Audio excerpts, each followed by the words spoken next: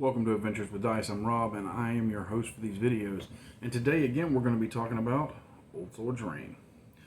In this video, we're going to be going over character options. Now, again, I'm not going to be going into my personal character options that I allow. I'm going to be going over just what's in the book and explaining my thoughts on it and how you can build pretty much any character you can think of with these rules. Now, I will go do a house rule. Talking's hard, need more coffee. I will be doing house rule videos that go into my thought process in designing other races and bringing other races over into this game. But for today, we're going to focus on just what's in the book. So, race-wise, which is what we're going to start with, you have your dwarf, your elf, your human, and your halfling. And I'm not going to go through everything that you get with it. I'm just going to hit the highlights. But just like 5th Ed, a lot of 5th Ed characters, your race gives you a bonus to 2 attributes. This gives you a bonus to 1 attribute, depending on the race that you take. Unless you're a human. Humans get it to 2. But you get an ability score bonus. It gives you your speed, which all of these base characters are speed normal, so that's 30 feet if you saw the last video. It gives you the average age for the race, their size, and the starting languages that they get. And then it has a special section. Like you have all that right here, and then each one has its own specialty section. And like dwarves have dark vision. I'm not going to go into how exactly everything works. I'm just going to tell you what they have. They have dark vision, dwarven resistance, giant fighter, and stone sense. Elves, same thing. They have ability score bonus, and that gives you their speed, age, size, and languages. And then their specials are elven senses, find secret doors, defenses, and elven weapon training. Halflings, again, ability score bonus, speed, age, size, languages. And then their specials are, they have an attack bonus, and they have halfling resistance and sling training, which is pretty neat. Then you have humans who have, they get to choose 2 of their abilities, strength, dex, con, intelligence, wisdom, or charisma, and increase them by 1. They have their speed, their age, their size, their languages, and their only special ability is that they get an extra proficiency. Each class gives you 2 of your ability saves that you're proficient in. Well, the human gets 3. They get a 3rd one to choose. Now, I had one viewer who said that he didn't feel like the humans were special enough, so he was choosing a feat and adding that to the human's ability, things they can do, and there's nothing wrong with that. That's really cool. If you want to do that in your game to make humans stand out and make the game more human-centric, then I see no problem with that. Alright, so then we go, now keep in mind, those are the 4 base classes, and they are the classic Tolkien-style classes that have been used in D&D since the beginning. You can easily add other classes into this, either from other D&D books or making up your own. I've done that myself, and like I said in the beginning of the video, I'm going to go over that in some of my house rule videos.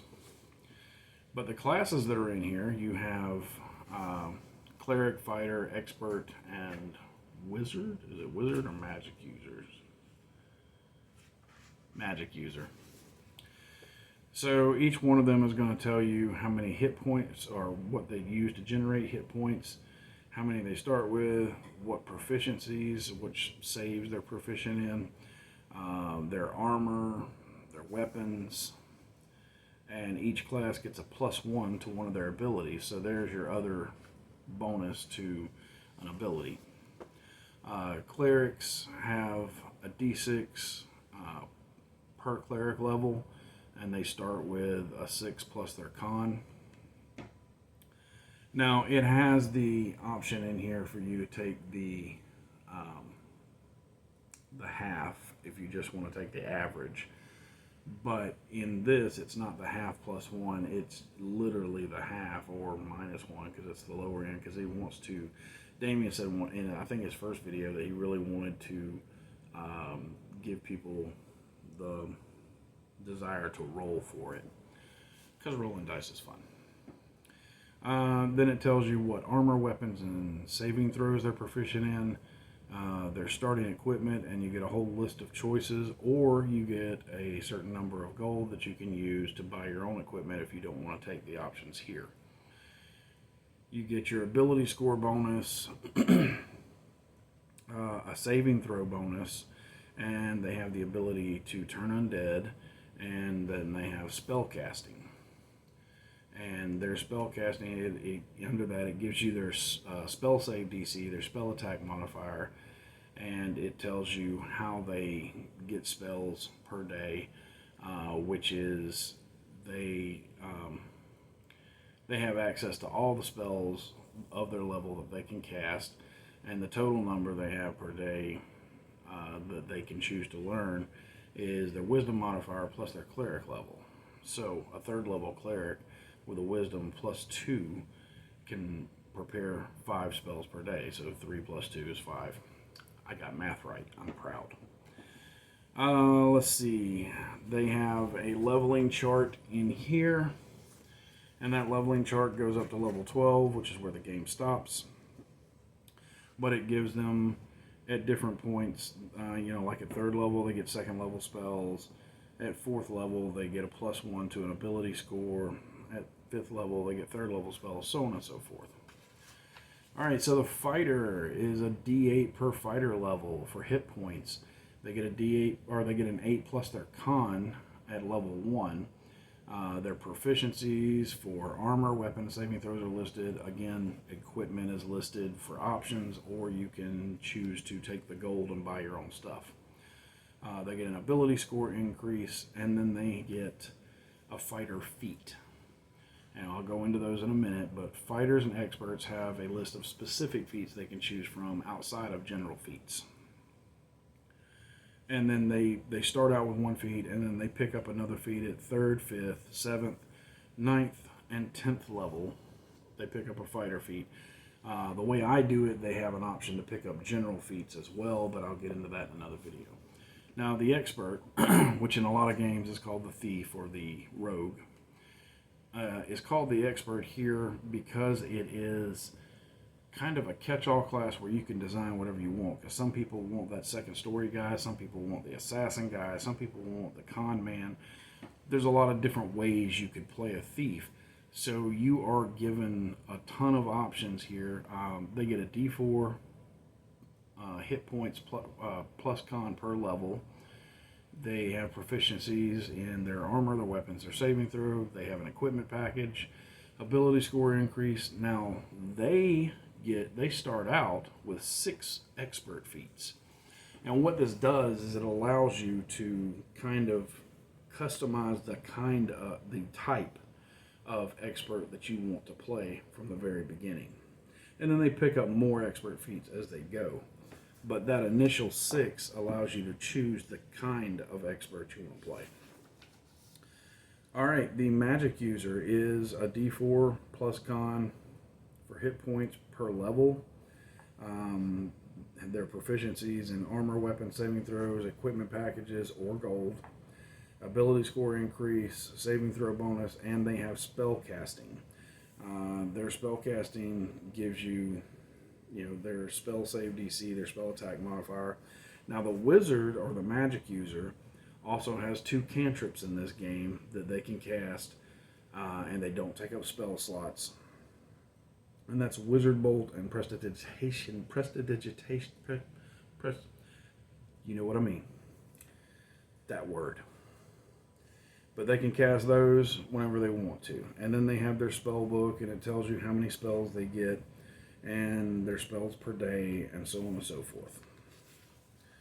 So right now we have looked at what you find in most OSR games. Especially you have your 4 base classes, your 4 base races, and you can combine those in a number of ways, and there's no level limits other than the game only goes up to 12, and there's a chart for your XP for going up to 12, and it kind of goes in the same manner that D&D does.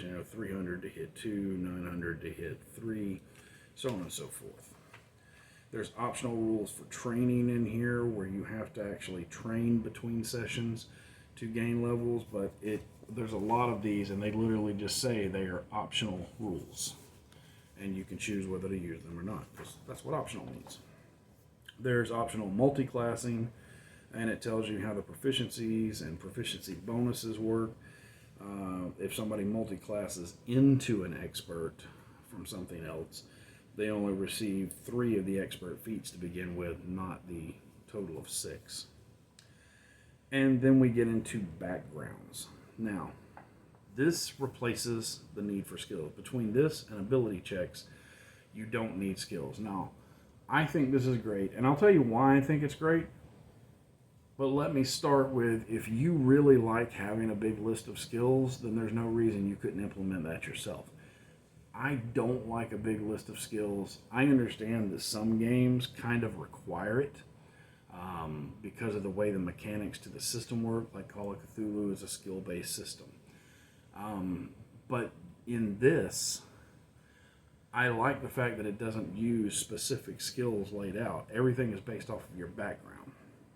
So what you do is you choose your race, you choose your class, and your feats and stuff, and then you choose a background.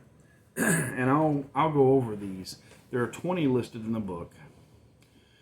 Acrobat, Alchemist, Assassin, Barbarian, Bard, Beast Trainer, Beggar, Farmer, Healer, Hunter, Noble Blood, Sailor, Scoundrel, Scribe, Seducer, Sellsword, Smith, Soldier, Trader, and Worker.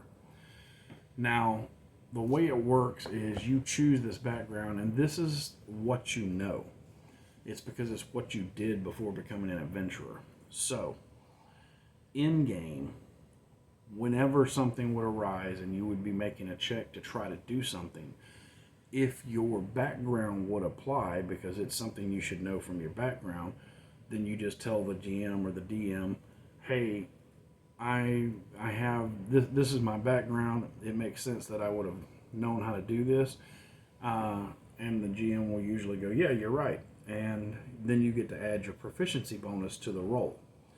So instead of having a finite list of skills where it's like, well, I don't have that skill, even though it makes sense that I would have that skill because I only had so many skill points. Instead, it's very emergent. It pushes the players to think more outside the box in every situation of how could I apply my background to this. And if they can come up with a creative way to apply their background to it, I give it to them. So instead of having skills, they now have a way to implement their character's background or skills into pretty much any situation without having to go to a list and see if they have it. Now, some people like this, some people don't. I have found it to be fantastic, and it gives the players, it really makes them engage more with each scene, not just combat. And you have characters that are only like to engage with combat, but this causes them to engage more. For instance, you're trying to track somebody through the woods, and you've got a player who has a barbarian background, and they're like, hey, I'm a barbarian, I'm used to tracking animals and people through the mountains, so it makes sense I would know how to do this. Sure, go ahead. Boom, they get to add their proficiency bonus to the roll. So that's really nice. The thing I don't like about a finite list of skills is, and I understand everybody's different, but this is the way I have seen it play out for many, many years, is when players have a list of skills, they tend to look at their character sheet for what they can do instead of looking up here. And when they look at their character sheet and they go, oh, well, I don't have that skill, I just ain't going to try. I can't do that. This puts them in a different mind frame where they get to think about each situation and how they could apply what they know to the situation. So it's very emergent. It's very much drawing them in, and I found it to be very useful, and it gives that added flavor. I don't like backgrounds in D&D 5th Ed for the fact that they give you some kind of a skill bump, or they have a description, but then they give you some kind of skill bump and maybe some equipment or something. In this, your background is important all the time, not just a character creation when you're getting that one point. So I really like it. Now, he does say in here, like he does in many sections in this book, this is just a framework. If there's a background you can come up with that you want to use that's not here, just talk to your game master and add it. Or if you have a game master like me, I have already expanded on this, and I will go into that more in my house rule videos. But whereas this gives you 20, I've got a list of 50 backgrounds that my players can choose from. And if there's something they can't find within 50 of those, then they can just tell me what they want to play. And if it makes sense, boom, yeah, that's your background. Because it has no mechanical effect other than can you apply it to the situation. So I really like that. The next section in here describes each of these backgrounds and just gives you what they are if you didn't know what a sailor was, so on and so forth. Now, feats are also optional in this game, and they work a little different than they do in D&D. They're a little more streamlined. So you have options in here for when to let them have feats. And I highlighted the options in here that I chose for my game. I let players take an extra feat from the general feats at levels 2, 6, and 10. So you're getting something at every level in my game. You can let players roll a hindrance at character creation and take a feat as a reward. I don't make them roll it. You can, but I actually just let them choose a hindrance, and if they choose a hindrance, then they get a feat for doing so. You can make learning non-class related feats cost money, which I do. So I'm not going to read through them all, but I'm not going to read the description of all of them, but I will tell you what they are.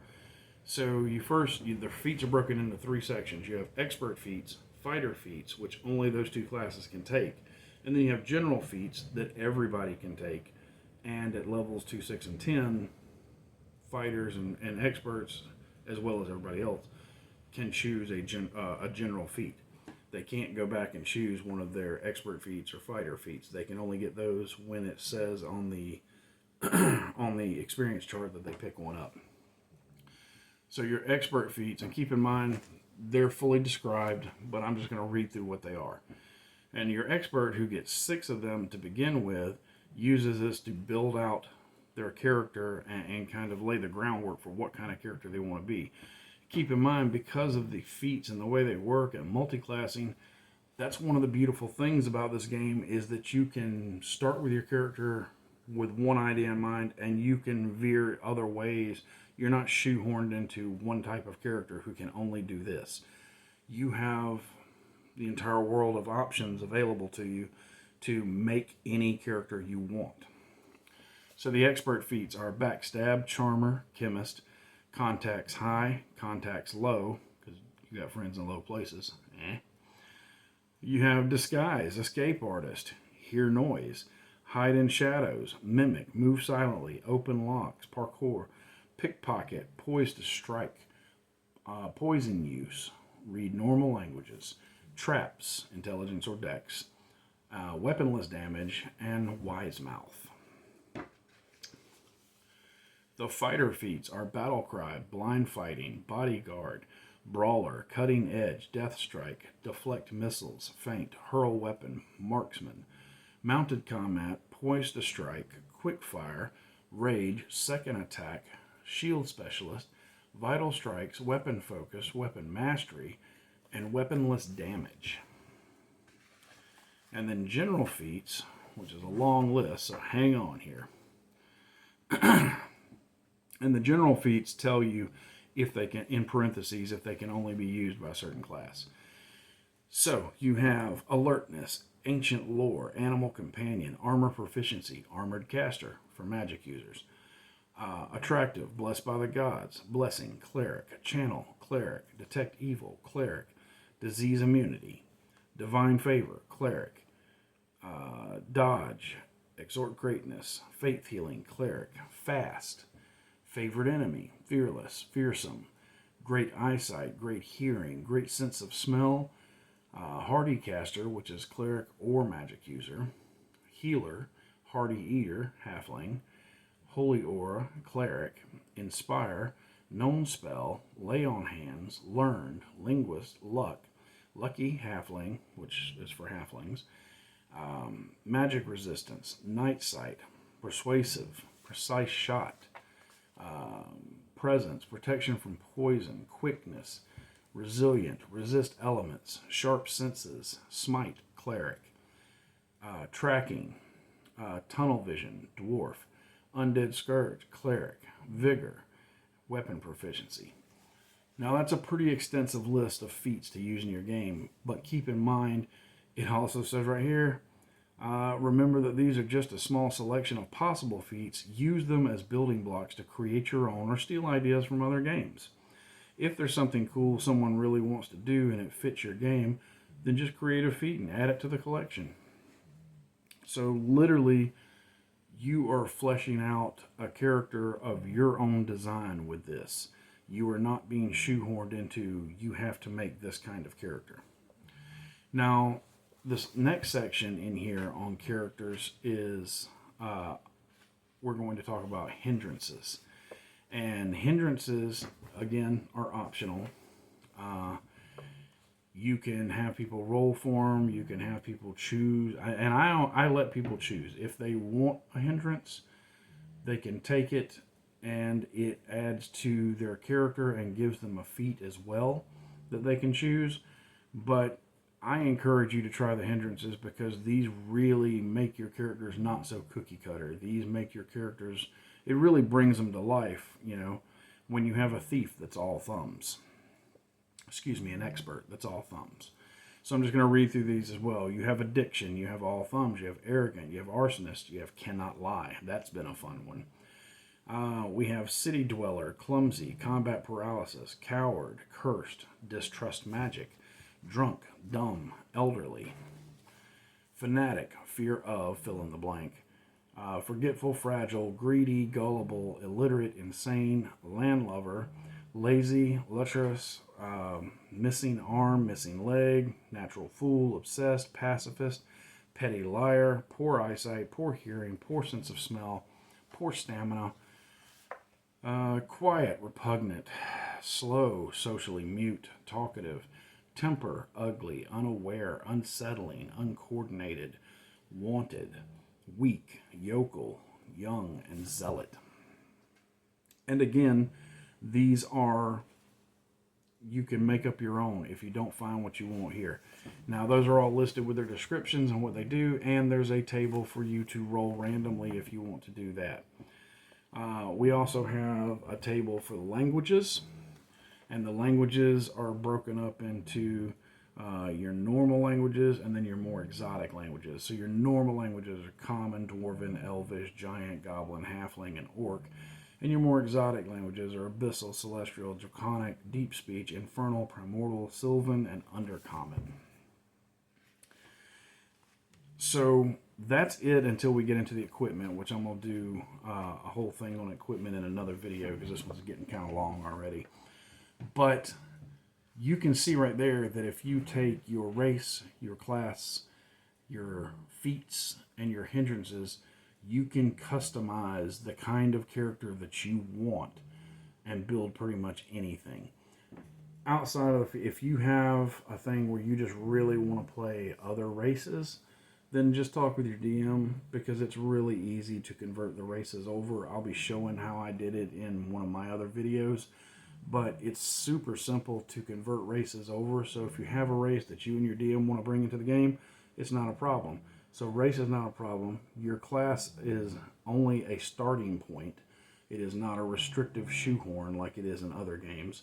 And then you start adding in all of the feats, well, the natural abilities from the class, then you add in all of the feats and hindrances, and you can literally build anything you want to.